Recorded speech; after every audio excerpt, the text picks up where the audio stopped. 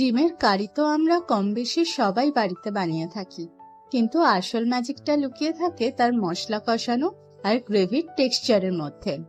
অনেক সময় গ্রেভি পাতলা হয়ে যায় বা ডিমের ভেতর মশলা ঠিকঠাক ঢোকে না।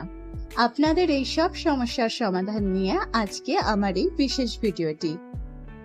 এটি গরম ভাত, রুটি বা পরোটা যে কোনো কিছুর সাথেই পরিবেশন করা যেতে পারে। নিয়েছি দুটো পেঁয়াজ, আদা, রসুন আর দুটো টমেটো।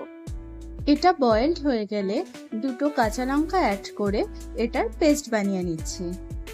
এবার প্যানে সামান্য তেল গরম করে তাতে দিয়ে দিচ্ছি শুকনো লঙ্কা গুঁড়ো আর হলুদ গুঁড়ো।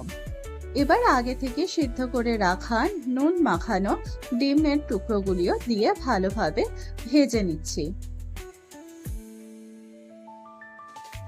ডিম ভালো করে ভাজা হয়ে গেলে ওই একই প্যানে আরো সামান্য সর্ষের তেল দিয়ে তাতে ফোড়নে দিয়ে দিচ্ছি গোটা জিরে।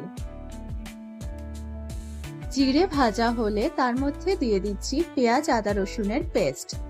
এটাও ভালো করে ভাজা হয়ে গেলে এতে দিচ্ছি বেসিক কিছু মশলা, যেমন হলুদ গুঁড়ো, শুকনো লঙ্কা গুঁড়ো, জিরে গুঁড়ো, ধনে গুঁড়ো, সামান্য কাশ্মীরি লঙ্কার গুঁড়ো, নুন আর একটু কসুরি মেথি।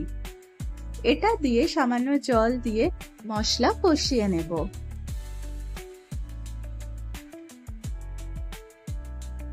মশলা কষে তেল ছাড়তে আরম্ভ করলে এর মধ্যে দিয়ে দিচ্ছি ভেজে রাখা ডিম। এইভাবে আরো 5-6 মিনিট রান্না করে নেব। নামানোর আগে দিয়ে দিচ্ছি সামান্য গরম মশলার গুঁড়ো। তৈরি হয়ে গেছে সুস্বাদু ডিমের কারি।